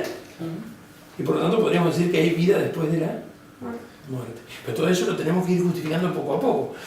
No me voy a meter en un curso tan grande, pero sí por lo menos quiero hacer en el último encuentro hablar un poco acerca de la inteligencia y su objeto, la verdad, y de la voluntad y su objeto y su acto, su accidente propio, atributo propio, la libertad. ¿Basta ahí más o menos? Sí. Fue una tortura. Imagino que fue una tortura, pobres, pero tienen todo un diccionario. Era un poco lo que habíamos hablado con Ciro, como para que después, cuando surjan estos temas en las aplicaciones concretas, materia, forma, acto y potencia, sustancia, accidente, alma, etc., se les han surgido y uno las puede aplicar a cada caso particular. Una preguntita. ¿Cómo no? Después de la muerte el alma trasciende, ¿sí? En el caso del hombre. ¿Y qué pasa con el alma antes del nacimiento? Siempre estuvo. No. No siempre. Ahí viene el tema, viene el problema del inicio de la vida, ¿no? Por eso digo, yo estoy dando los otros para después, pero lo que ustedes vieron hoy, lo que ustedes vieron hoy es la justificación filosófica más profunda de por qué hay vida desde el momento de la concepción. Porque, ¿cómo me doy cuenta que algo está vivo? Porque tiene nutrición, crecimiento y reproducción. No tiene que tener todas las cosas, tiene que por lo menos tener algo propio, tiene que tener automoción. Ahora bien, una vez que el óvulo es fecundado, empezamos a ver, no me voy a meter ahora en lo técnico específicamente, pero empezamos a ver que hay crecimiento, desarrollo, y por lo tanto, si hay automoción, hay vida, y si hay vida tiene que haber ¿qué? Alma, principio de vida. Por lo tanto, el alma empieza en el momento de la concepción, o mejor dicho, desde que el alma se une a esa materia, y todo lo que viene con esa materialidad, de la cual obviamente son causas los papás, es decir, empieza a haber vida. Esto lo vemos en cualquier ámbito de la biología también, no solamente en el caso del ser humano. Lo que pasa es que acá empieza a haber vida ¿qué? Humana. Y por lo tanto empieza a haber vida humana en acto, aun cuando hay impotencia, un montón de cosas que todavía el bebé de horas de fecundado no puede realizar, se van a ir desarrollando de manera humana. Y por lo tanto hoy en día tenemos, gracias a Dios, el aporte de la ciencia dura, de la biología, que nos muestran cómo hay una continuidad genética, biológica, etcétera, entre lo que nace y lo que ha sido gestado. Ahora, ¿desde qué momento hay alma? Desde el momento de la concepción. ¿Y por qué no podemos decir que haya antes? Porque, ¿se acuerdan? Dos coprincipios que existen unidos, decía Aristóteles, materia y forma. Y por lo tanto, desde que el alma se une al cuerpo, hay esa esencia de la naturaleza El alma se une Pero al eso cuerpo. era realismo. Espera. No en Platón, por ejemplo. Claro. ¿Está? Platón plantearía, o no los dualismos. En el texto que yo les di se muestran distintos tipos de reduccionismo del hombre, entre los cuales aparecen los dualismos. ¿Por qué el dualismo reduccionista? Porque el dualismo, en el fondo, termina viendo al hombre como el alma y desvalorizando mucho el cuerpo. Y viendo el cuerpo como una especie de receptáculo donde lo que importa son las almas que van de acá para allá, ¿no? Y a veces hasta se reencarnan en otros cuerpos.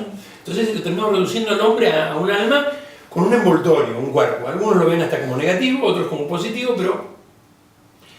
O los monismos de tipo materialista que dicen, no, el hombre es puro cuerpo, no hay alma.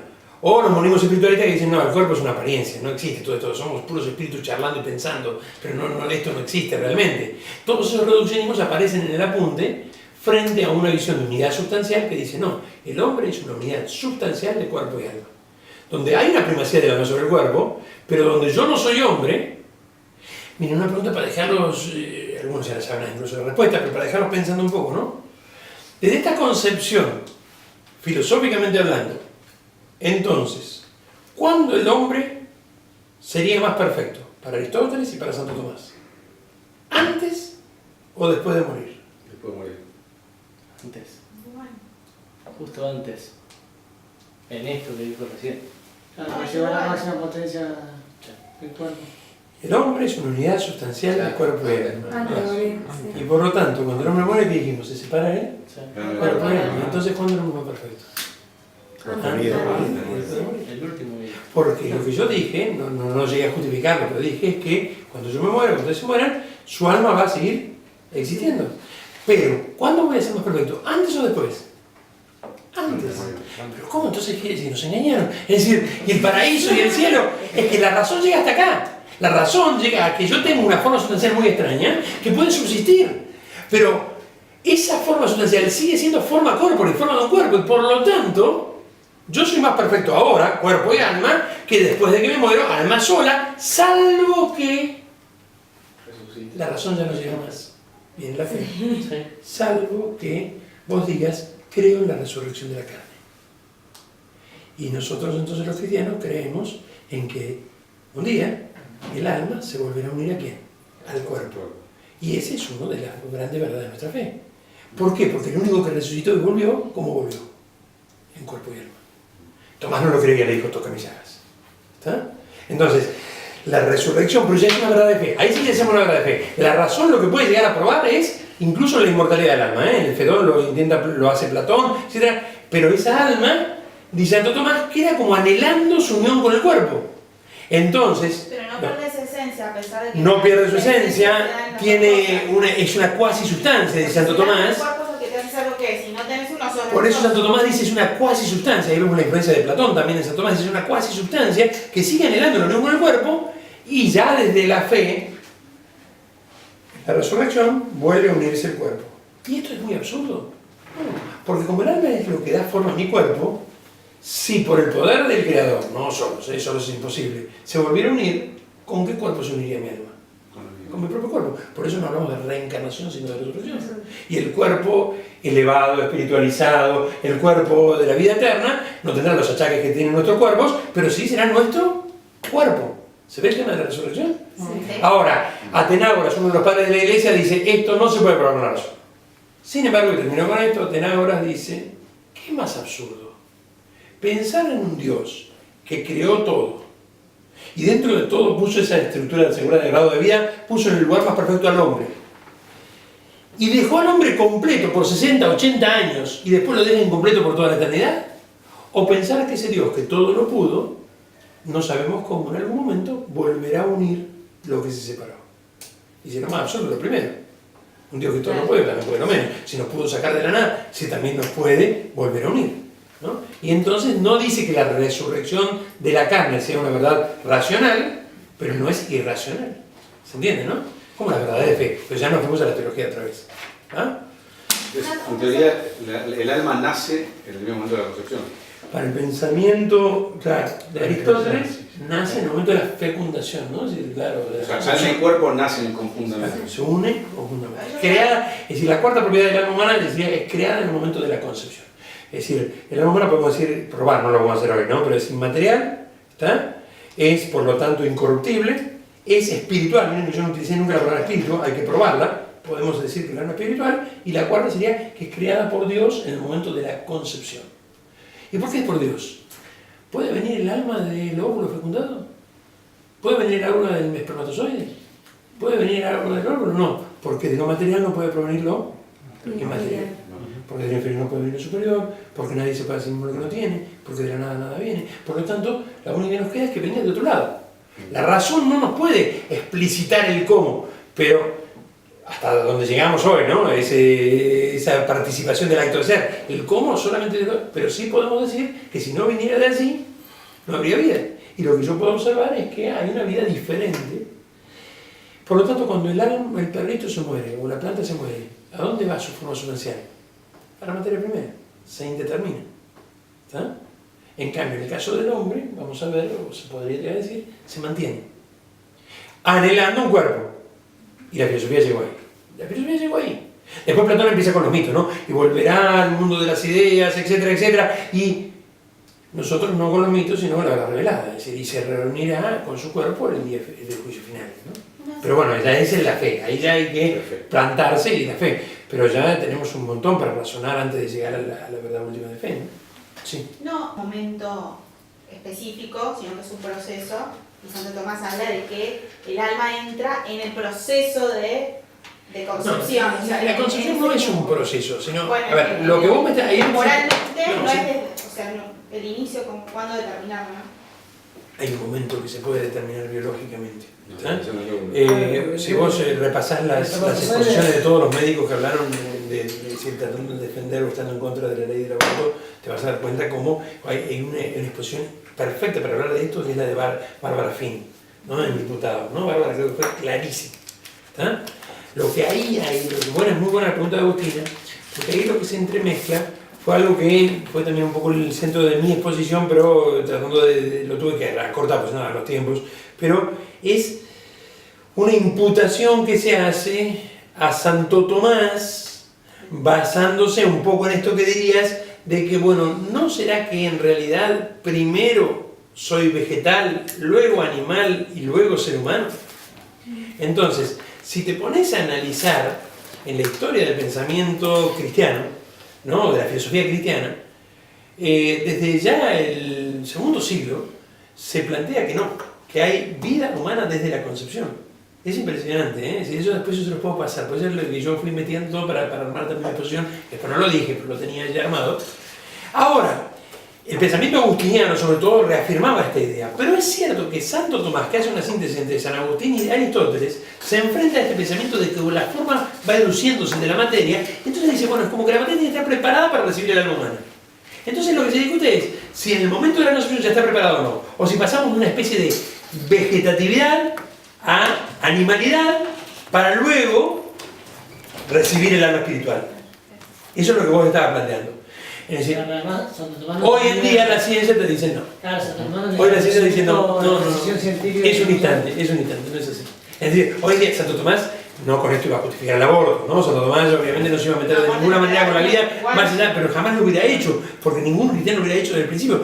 Pero podría tomarse Santo Tomás diciendo, bueno, entonces, si yo interrumpiera antes de las 14 semanas o antes de las 10 semanas, todavía no estaría interrumpiendo un ser humano.